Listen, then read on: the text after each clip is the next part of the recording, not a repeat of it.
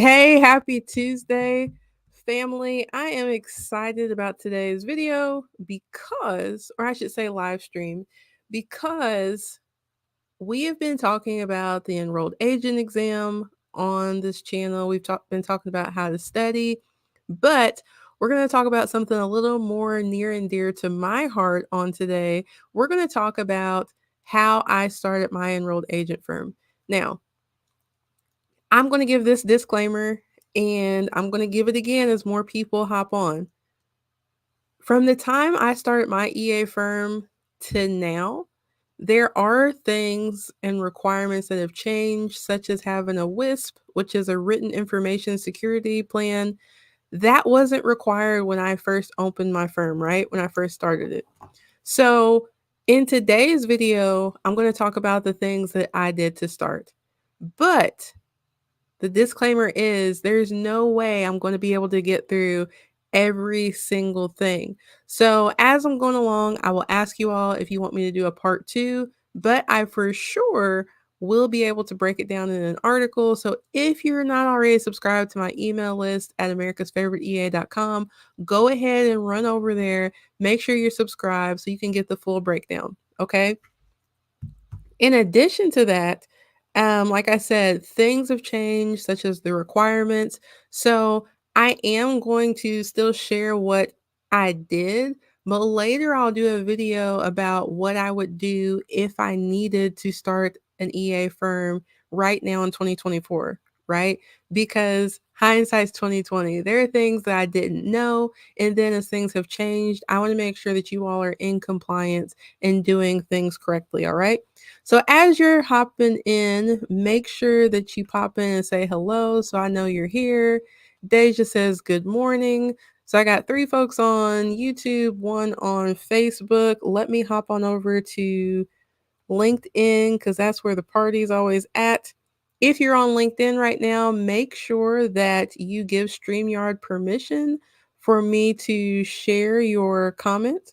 So that way it can pop up right here and I don't miss it. Because what tends to happen is if you don't give me permission, it's on LinkedIn, but it's hard for me to keep up with this and LinkedIn at the same time. So I want to make sure I don't miss anybody. So yes, I got some folks hopping on LinkedIn now. People on LinkedIn, drop in the comments. Let me know who you are, where you're at. So Deja, good morning. Stephanie, thank you for joining. I am so glad that I was able to share the channel with you because when we connected, it was funny. You were asking me questions. I was like, wait a minute. I think I either answered those or I'm about to answer them. So go subscribe to the channel. So great to see you here. Good morning, May. Tanya Horton, good morning. And Tanya, I think we are actually connected on Instagram, if I'm not mistaken. But let me see here. So Steph says, I'm so glad you shared it too. I hadn't found it before we emailed. Well, look at that. I'm glad that I shared it as well. Because this is a little more it's easier than email because I can answer you in real time, right? So let me get right to this because I do want to respect you all's time as well. LinkedIn folks, drop in the comments. Facebook, YouTube, drop in the comments, say what's up. When I started my EA firm, I've told you guys, I had absolutely no idea what I was doing. And when I say that, sometimes people are like, well, you had experience in like a public accounting firm. Like, how did you not know what you were doing? When I graduated from college, yes, I had the 3 seasons of experience with Crow Horwath, the CPA firm. I knew how systems looked within a firm. However, at that time, I didn't even know what an enrolled agent was. I didn't know what tax representation was as a separate service because you guys may be familiar with this as well. Anything that has to do with taxes, people just kind of make a CPA the catch all, right? So that people have notices at that time? Absolutely. Was there stuff we had to respond to? Absolutely. But did I know that that was called tax representation? That's something that I could specialize in? Absolutely not. So not only do I not know how to run my own tax and accounting firm. I don't know what an enrolled agent is. I don't know what an EA firm is. So I was just kind of stumbling along the way, right? And then even as I met enrolled agents or knew that the designation was out there, I knew people that had the designation, but not that owned their own firms. So in today's live stream, I just want to share with you guys some of the stuff that I stumbled on, right? And if you're new to this channel, let me go ahead and introduce myself. My name is Timalyn Bowens, and I am America's favorite EA. And I'm doing this video because I'm also the owner of Bowens Tax Solutions, which is a virtual firm based in Louisville, Kentucky, and we specialize in representing taxpayers before the IRS. Okay. So I do actually know a little bit about what I'm talking about, right? So when starting a business, keep in mind this was years before COVID. So the whole virtual thing wasn't a thing yet.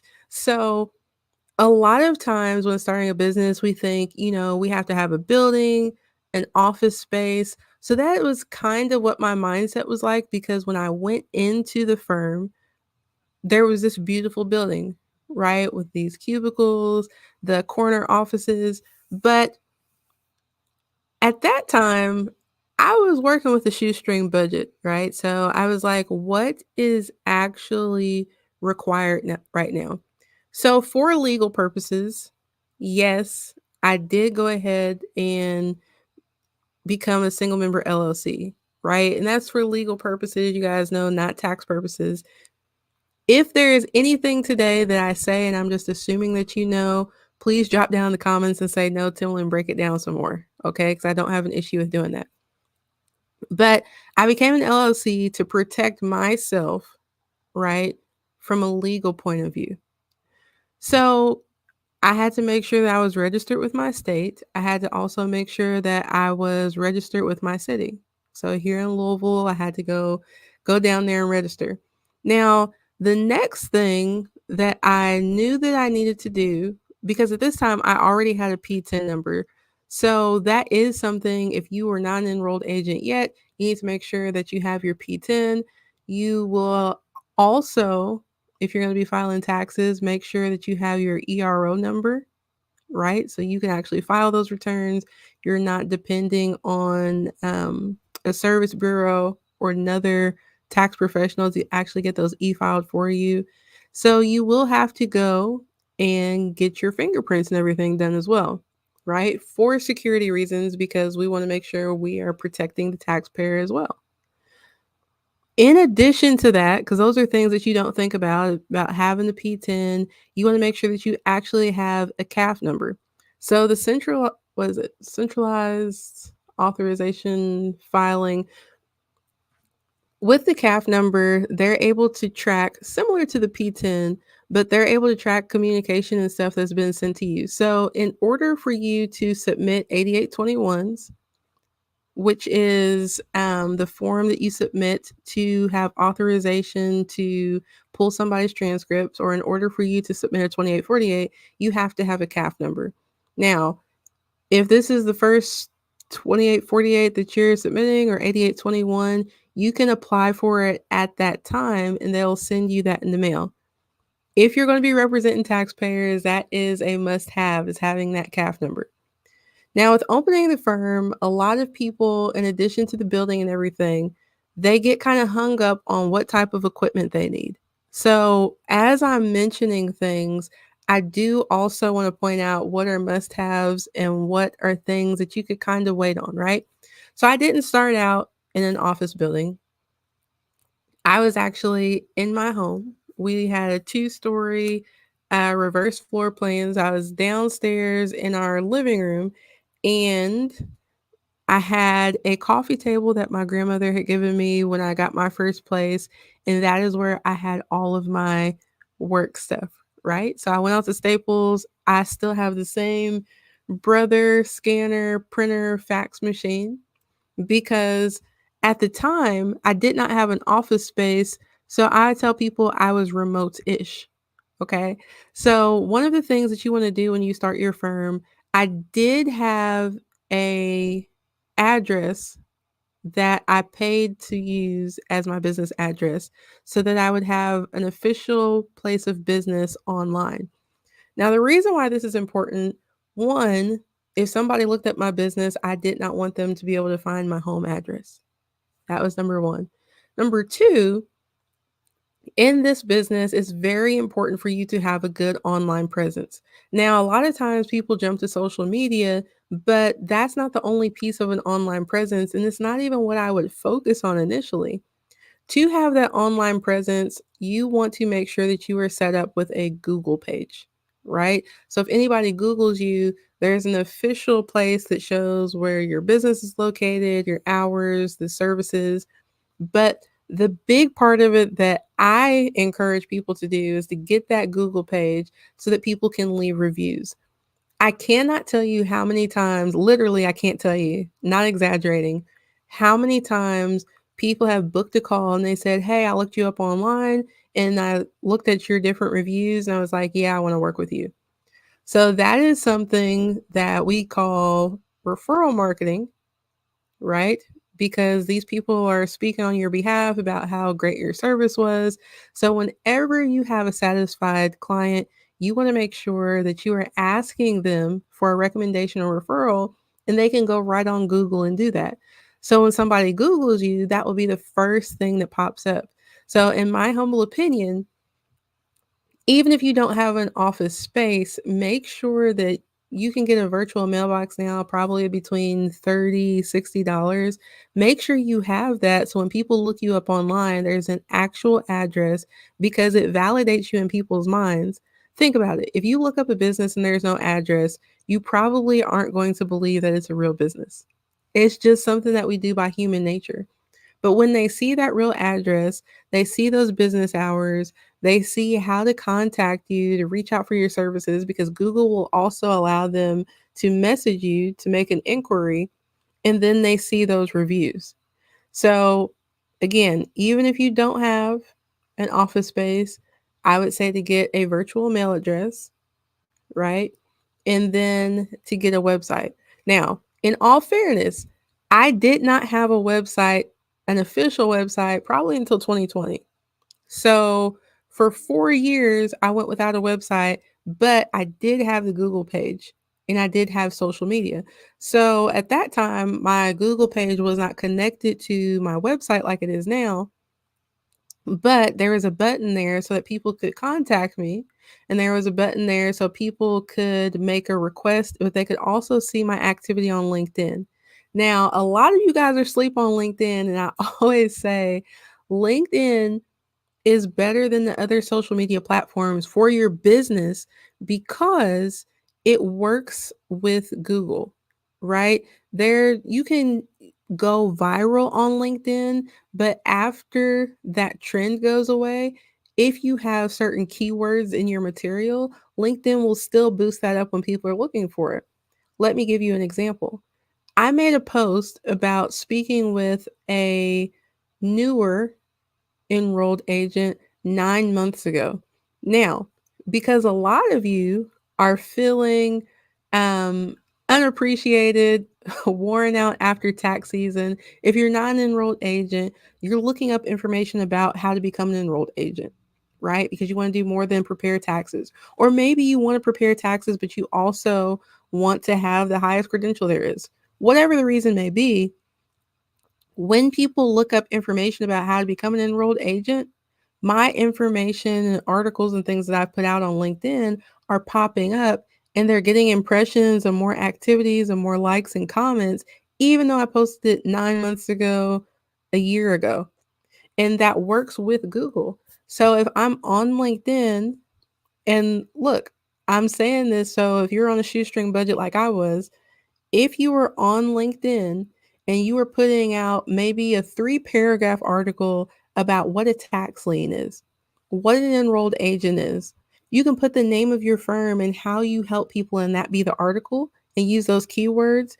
You can connect those to the Google platform. So when people are looking up an enrolled agent near me, if they're looking up tax relief, that article is going to pop up as well. And then that helps build your credibility. Let me check out some of this.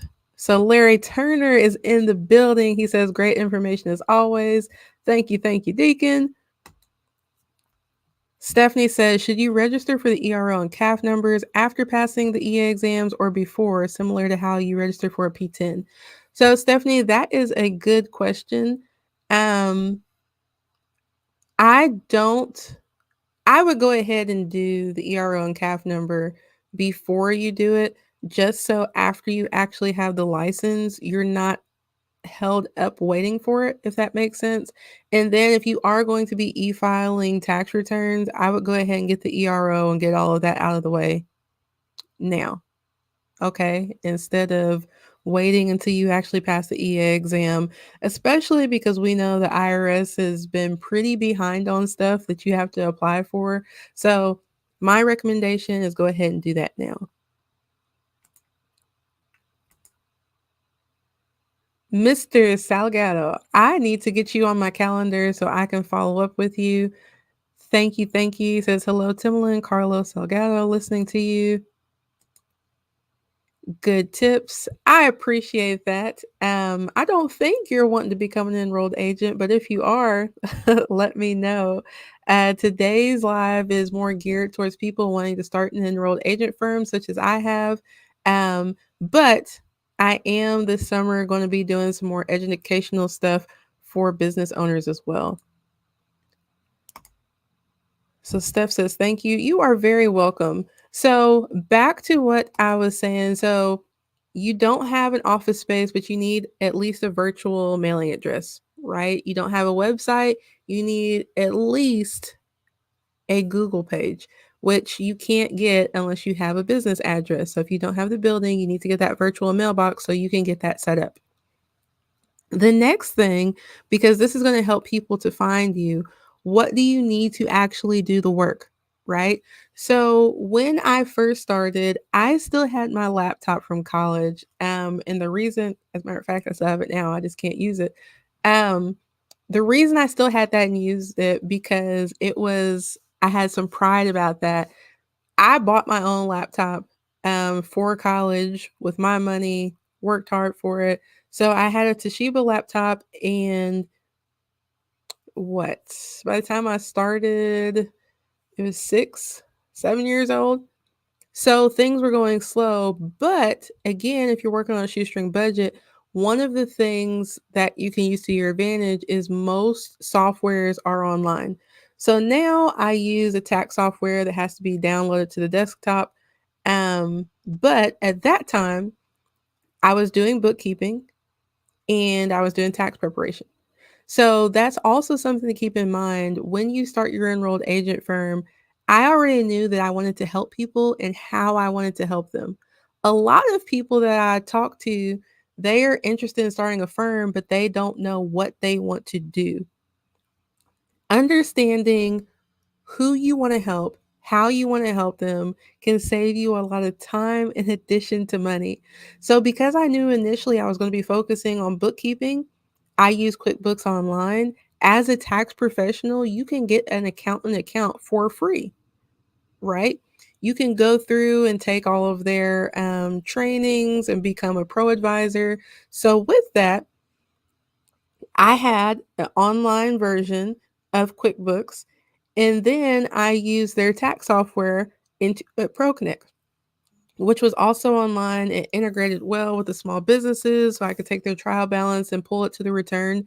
Because all of that was online and I wanted to keep my costs low, when I first started, I had a Chromebook. And actually, I didn't even have to buy it. My husband invested in me, so he bought the Chromebook. So while I was doing everything cloud based, that worked. However, as my business continued to grow, I did have to purchase a laptop and I got an HP Envy with the Dre Beats, right? So with that, I was able to download more things. Now, when we're talking about what you need, I just told you for bookkeeping software, I use QuickBooks Online. But in addition to that, I also was able to use QuickBooks Payments because I've had a lot of people reach out and say, hey, I'm not set up for my firm to be virtual. What should I use? What are you using for payments if you are working with people in person.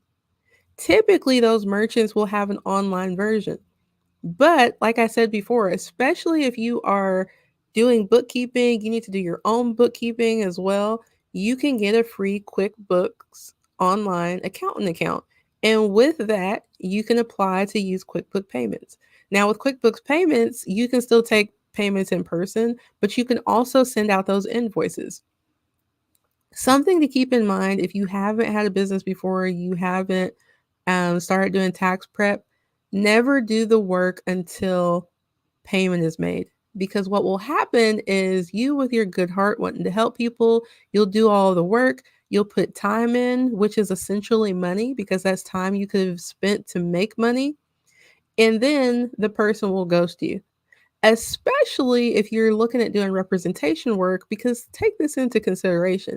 If you're working with somebody who owes the IRS and they can't afford to pay them, and typically this isn't going to be an issue that just occurred this year, you're working with somebody who has been able to sleep at night without paying the IRS.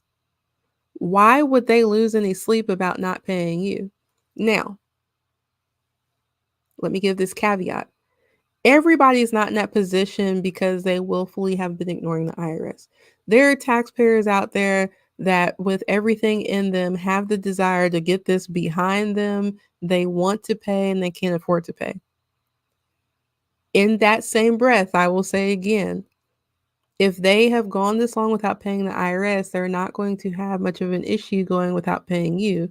So make sure you have a system in place to collect payments before you start doing work. Okay? So you need something to track your income and expenses. I recommend QuickBooks Online, the accountant version, because it is free. It is cloud-based. You don't have to download it. In addition to that, you need to find other softwares that will work with that. So when I first started, you want to make sure that you are able to keep all of your clients' documents secure, right? When I started, a WISP was not required. So if you're unfamiliar, a WISP is a written information security plan. So you have to detail now for the IRS what your security measures are, how you plan to keep that information safe, and who's going to be involved in that. Listen, the hackers are so creative now. And especially during tax time, as tax professionals, we are targeted because they know that we have people's information. So anything that could identify them. So if you have names and addresses, you don't want to keep that in your email, right? You need some type of secure portal, because if you get hacked and then there's some settlement against you, everybody whose information you have is now exposed. Do not allow clients and prospects to send you their social security numbers via email. Do not allow them to send tax documents via email. When I was first starting, ProConnect had their own client portal. That is something that, if it is not included with the software you are using, you need to make sure that you invest in a secure client portal. Now, if you become a member of NAEA, you have a free account to verify.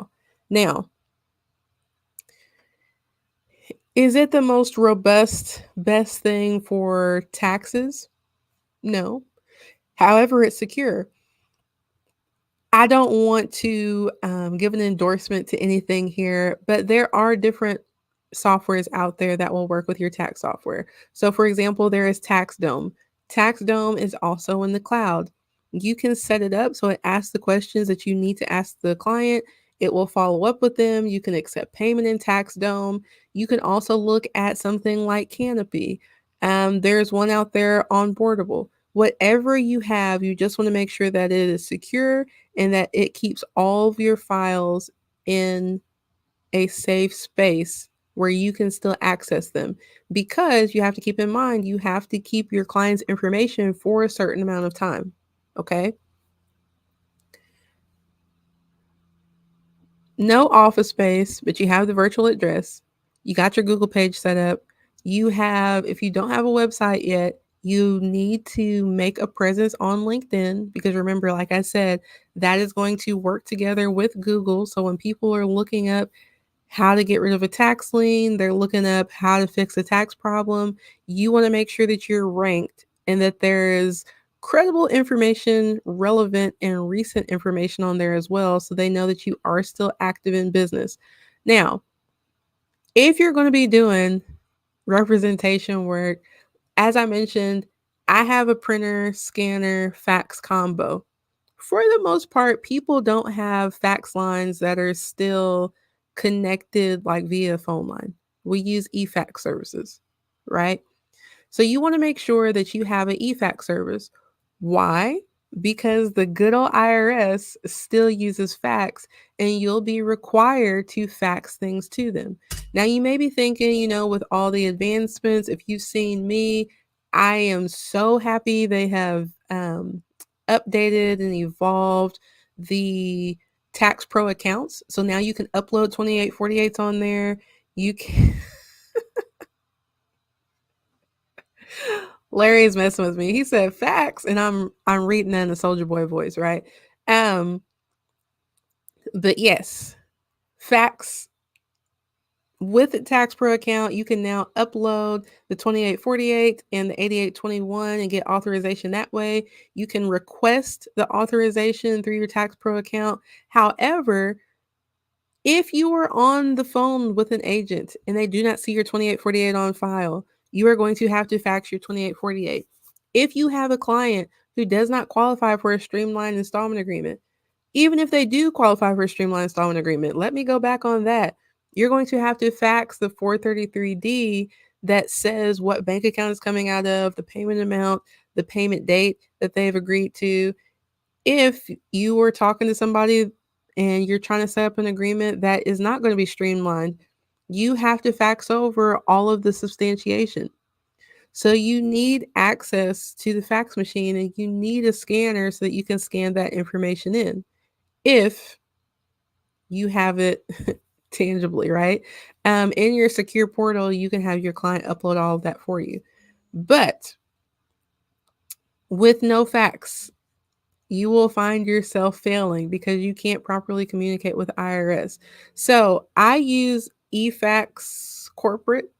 They have a base cost and then they charge you per the amount of faxes that you receive or that you send. You may be thinking, oh, well, I won't send or receive that many.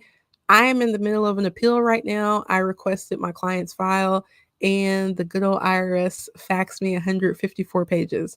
So if you're actually in there doing the work, yes, you will have to pay for fax machine. Let me see. I'm sorry, e-fax service or fax machine. I missed some comments here. I apologize. So Pratik Gohill says, I'm giving the e-exam in June. Best wishes to you studying on that exam. What part of the exam are you taking in June, Pratik, if you are still on? Larry said, facts don't fall for the I'll pay you when I get my refund. Tax professionals can get fees from refunds and automate the process. Absolutely. So if that is something that you are interested in, there are companies, I believe Republic Bank, Refund Advantage is who I use personally.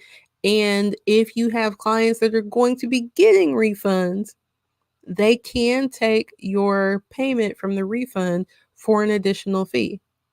All right. So that's something that you would need to look into. And it depends on the types of clients that you are targeting. The people that I target and work with in the tax prep arena, they don't typically get refunds, right? These are going to be business owners who are waiting to make that final payment, or maybe people with different streams of income. So we have high income earners that also have rental properties, that also have dividends, that also have K1s. These people aren't typically going to get refunds. And if they are getting a refund, it's not going to be big enough for me to take their fee from there. So just keep that in mind as well. Larry's got all the jokes today. He said email or text. I'm just saying, don't let your clients text you tax documents either, or send you stuff on Facebook, or send you stuff on LinkedIn, because they'll try that too. And you have to let them know email's definitely not secure. Facebook's, we don't even have to go down that. Facebook is not secure, but this is also to help them because if everything is in a portal, it can streamline the work process that they have with you as well. And the communication is all in one place. You don't want somebody that is going to email you, text you, put stuff in the chat portal and put 3 different things in all those different places, and then you're trying to remember where did I talk to them here or there. I had people disrespectful enough to text me on my personal phone for tax updates, and these were fellow business owners. You have to remember this is your business. You're going to control how everything is streamlined and how it goes. That is a completely different topic, but it's still relevant. You have to set up your workflow. You have to set up your process. You wanted a business, so you would be in charge of those things. Your clients work the way that you want them to work. You don't work the way they want you to work. All right. Look, and that was good. You did this. Your clients need to work the way you want them to work. You don't work the way they want you to work. All right. You need to be upfront with people and establish those boundaries like, hey, if you can only communicate via Facebook Messenger, you are not the one for me. I don't know how many of you guys are connected to me on Facebook, but if you see my personal Facebook, you guys know in this tween stage of 10, is that even tween? My daughter, when she's at home, has my phone a lot. You are very well probably going to get left on red if you send me something on Messenger. And I tell people that, and people would still send me stuff. So it's one of those things where myself, I had to set that boundary and be like, hey, this is how we communicate, not through Facebook Messenger. I don't know why I went on that rant, but that was for somebody. Larry says, look, at work, I need to send Texas Comptroller a fax. And I was like, seriously? Listen, the state departments of revenue are even further behind than the IRS. So, yes, if you're going to be in here negotiating on behalf of other taxpayers, you need to have some type of fax service. Karina, good morning, ma'am. She says, LOL, yep, had to get an e-fax number. Gotta have it, gotta have it. Stephanie says, getting onto a flight, so hopping off. This was wonderful. Appreciate you, Timalyn. Thank you so much, Stephanie. Safe travels to you wherever you may be going. Pratik says, yes, I'm still on. Cool, cool, cool. How to get work from clients online. So I talked about that a little bit earlier. You may not have been on yet. What I was recommending is for people to have a virtual mail address so that they can have that online physical presence, because then you can connect that to a Google page so that when people look you up online, you actually look like a credible business. Because if I look up a business and they don't have an actual address, that's going to make me turn up my nose a little bit. So that gives you a little bit more authority. And then people can also leave reviews there on Google as well. Excuse me, but I see that you are online on LinkedIn. That's also another platform where you can ask for recommendations. You can ask for people to give you kudos or a referral. You want to make sure that any online platform that you are on, Google would be the preference just because that's what people use a lot, that people are able to find you and see what type of work you do, but not just from your mouth. You also want to share about the type of work you do from somebody else that's going to be considered a third party.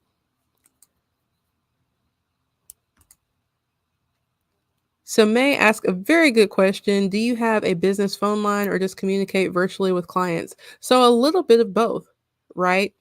One mistake that I made that please don't make this mistake. When I first started, I only used my personal phone number. Big, big, big, big, big mistake, right? Because in establishing those boundaries, for some reason during tax season, taxpayers think that the tax professional should be on call 24/7. I had people call me, well, this is actually via Facebook, but I had somebody call me at 6 in the morning to follow up about a tax return.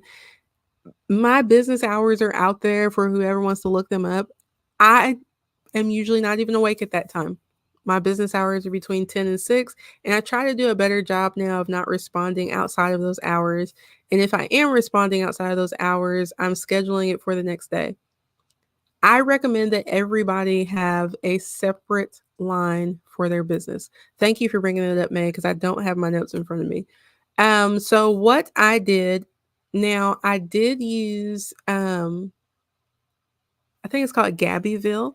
I have used an answering service before, and that seems to work for some people. For me, the consistency with how they answer did not work. Like I said, for me, I know other people that have had success with them. There are other answering services out there. And when you use those services, typically you can also pay to have a number as well. If you look at the place where you get your virtual mailbox, typically they also will offer a phone answering service and give you a designated number, and they can forward the call to you so that people don't have your actual number. But again, if you're just starting out on a shoestring budget, something that I did, I just got a Google Voice number, right? And people will say, "Oh, but with Google Voice, when you call, it lets the person know it's Google Voice." You can actually turn that initial greeting off so it rings just like a regular phone. Turn on the call forwarding so that it will come to your cell phone and ring. Now, when you do that, make sure that you give it a different ringtone or you give that number a different name so that you know it's a business call so you can answer accordingly. But yes, I recommend everybody have a separate line.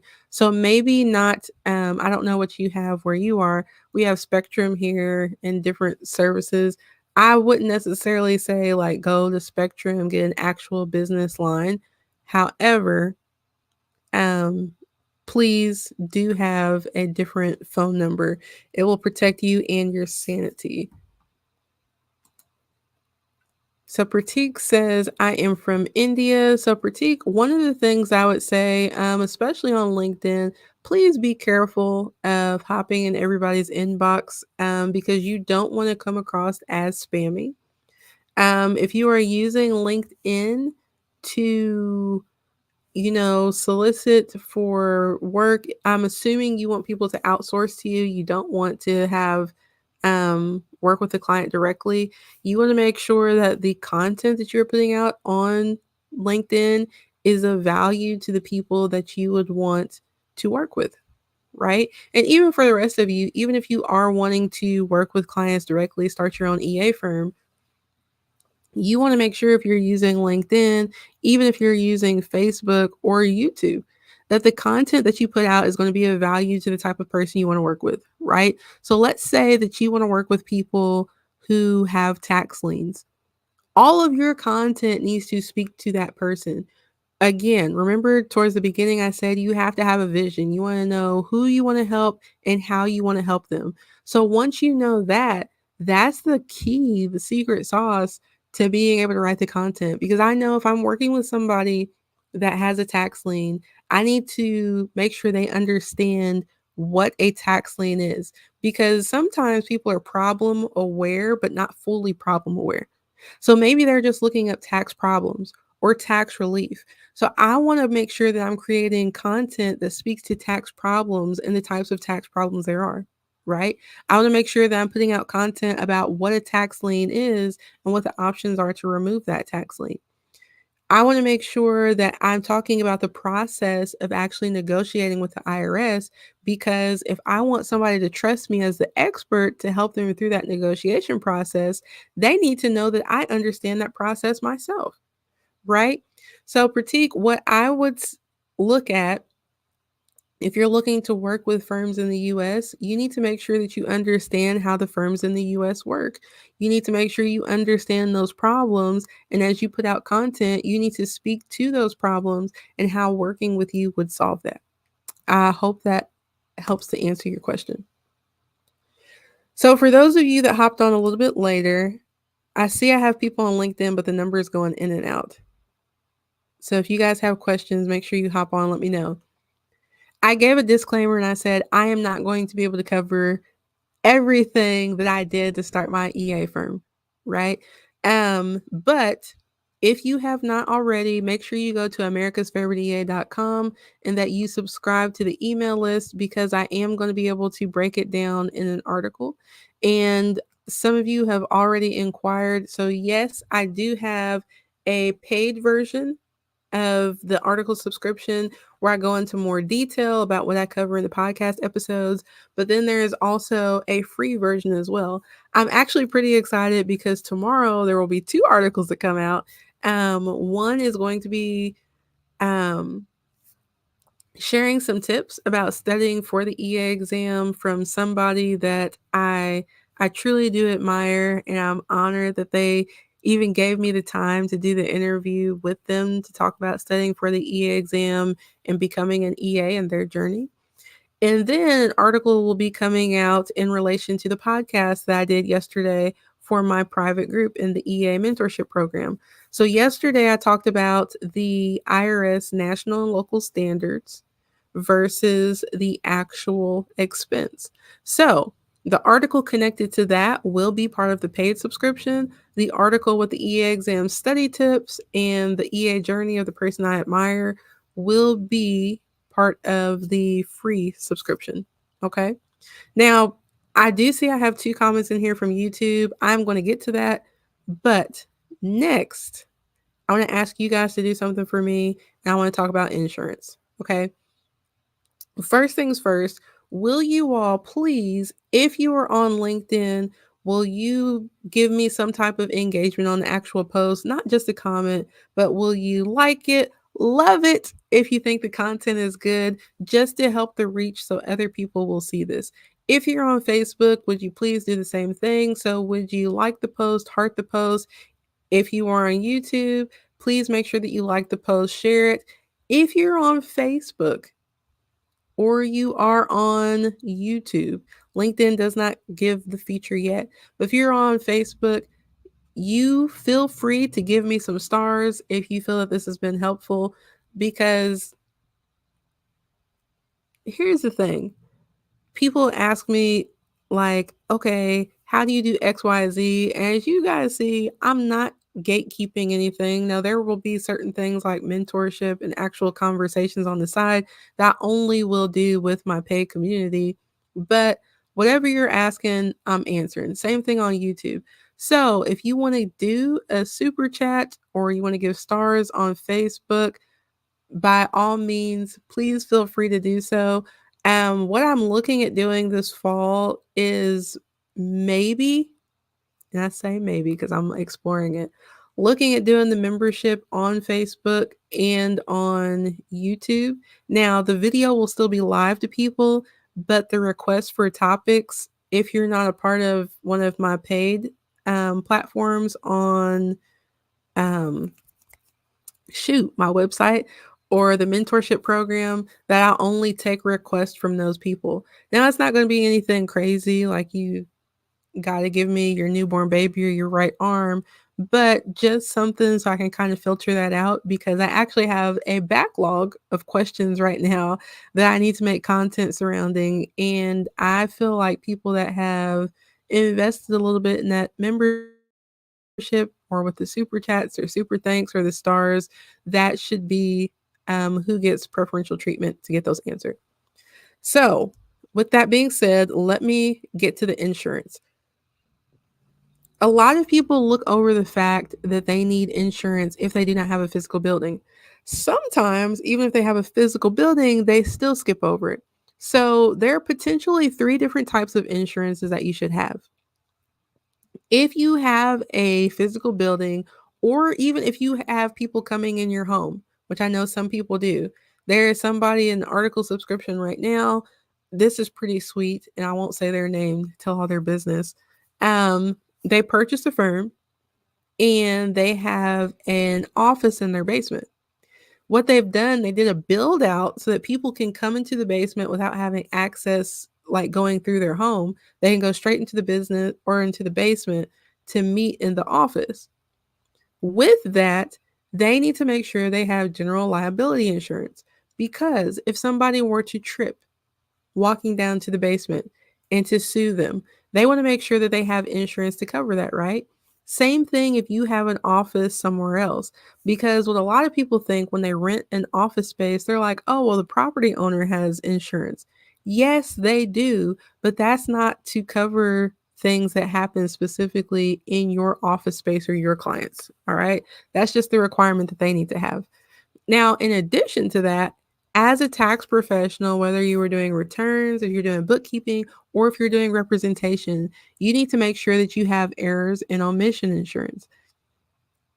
What this does, it covers any type of mistake that you may make, right? You want to make sure that you have added to that anybody that is working with you.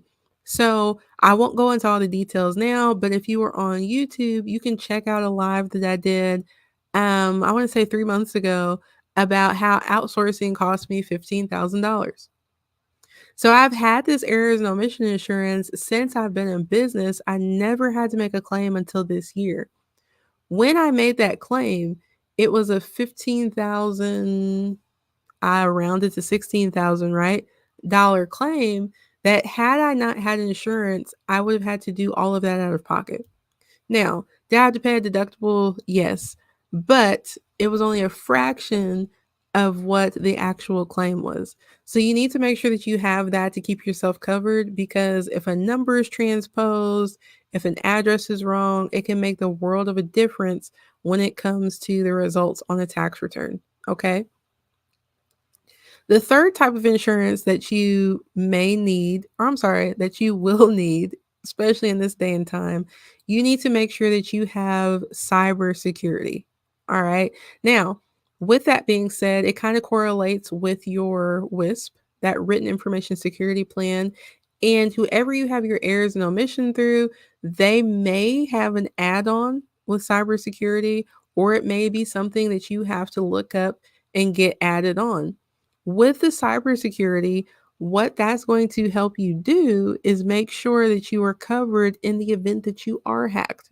Because, like I said, the scammers, the hackers, they are getting better at what they do. And especially during tax time, because they know that we have all of this information of other people's, like social security numbers, date of births, and that information, we are targeted to get hacked. So you want to make sure you have insurance that covers you in the event that you do. Because some of the claims, think about it, when people's information is exposed, have you ever received a letter saying that you may be eligible to participate in a settlement because your information was exposed? Well, you don't want to end up on the other end of that, okay? So that's why you would want to have the errors and omission and the cybersecurity insurance.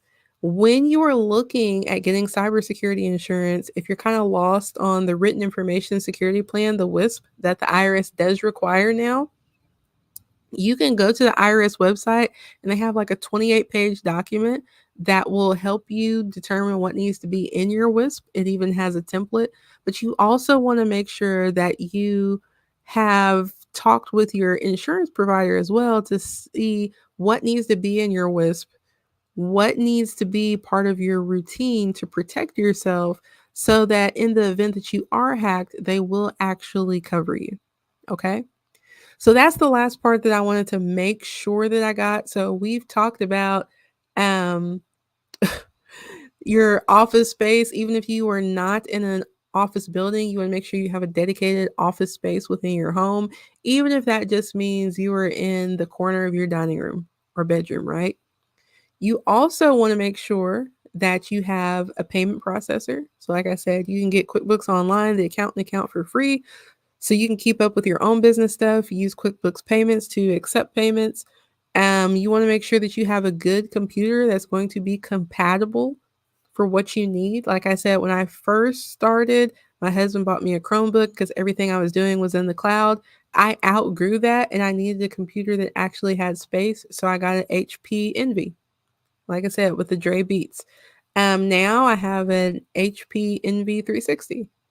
And it works for me.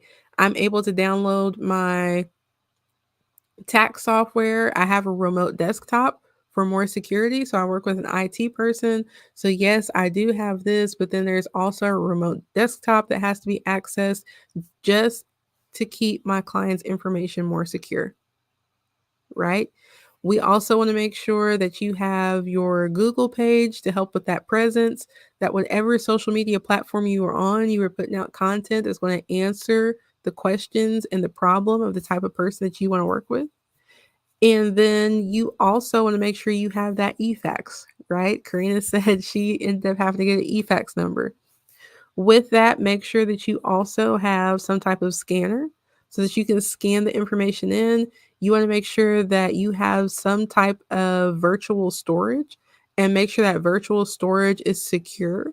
So for me, I don't really like using Google or Google Drive. What I prefer to use is Microsoft OneDrive, right? Because you need to make sure that in addition to your client portal, which I named a few, you could use something like Canopy, TaxDome. Like I said, there's one called Onboardable. You want to make sure that you still have that documentation saved and you're not completely depending on that portal because you need to make sure that you have a backup. All right. And then we talked about a separate phone line, website, and insurance.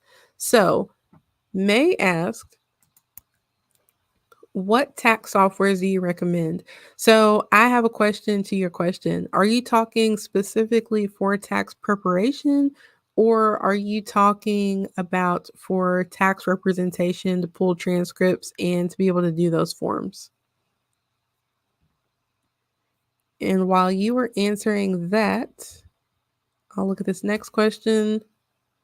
How do I subscribe to your email notifications? So, if you would like to be on my email list and get the messages directly to your inbox, you should be able to see scrolling across the screen. You want to go to www.americasfavoriteea.com.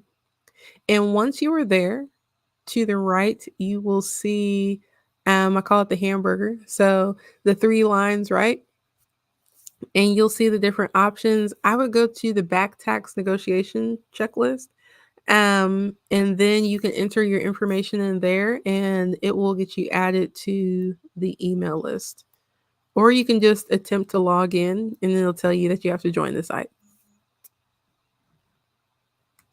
So you said yes for tax prep. So for tax prep, it depends on if you want to be cloud based or if you want something that has to be downloaded. Like I said, right now I have something that has to be downloaded. So again, I don't want to give any type of endorsement. However, something, and it is a little more, people say on the pricey side, but I think that's relative. It depends on how much you're charging. I enjoyed using ProConnect online. One of the reasons why I switched is because I was stepping over dollars to save pennies, and I went to a horrible software. My tax prep office, look, don't come for me, folks. It was bad. But at the time, I was picking up more individual clients that were only W-2. So with that being said, I did not need something that was complex and robust. So it served its purpose. I learned my lesson and it was crazy cheap. That was another reason I was like, I mean, I do one tax return and it's paying for itself. But there's also Drake, there's Lacert, there's Go Systems. It really depends. Like for me to be able to give you a recommendation, it depends on what type of tax returns you are going to be doing, what types of clients you have. So you're not going to need something very complex if you're not doing business returns. Um, if you don't have clients that have like dividend income, rental income, K1s, that's like very straightforward, you don't need the most expensive thing out there that's going to be built for people that have S corps and that type of thing, right? So May says, thank you. You are very welcome. Now, like I said, we've been on for about an hour. There was no way I was going to be able to get through everything. So I'm going to stop here and I'm going to ask you if you'd like more information on this. Can I do a part two? Absolutely. But I'm going to be able to cover everything in better detail in an article. So again, It won't be the article that's coming out this week because I've already shared the two that will be coming out this week. But make sure you go to americasfavoritea.com, join that email list. And if you are interested in starting your own enrolled agent firm, right now, if you go to americasfavoritea.com, remember that hamburger button I mentioned? Make sure you click on those three lines and then you can scroll down to groups and you will see a new group, How to Start an Enrolled Agent Firm. In there, I'm going to be sharing more of my journey, what that I found worked for me, what didn't work for me, and things that I wish I would have known when I started. Because the whole idea and premise behind this, me being America's favorite EA, me doing these videos, I want to be the person that I didn't have when I was starting out, right? I want to help you guys avoid some of the pitfalls that I fell into, help you get over some of the hurdles that I had to jump over alone.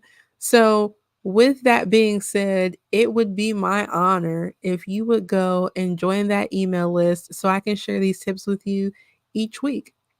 And don't forget, if you like this video, make sure that you either heart it, you can support it, and that you share it as well with your other friends that want to become enrolled agents. So May says, thank you. You are very welcome. I hope you guys have a wonderful Tuesday, and I will talk with you later.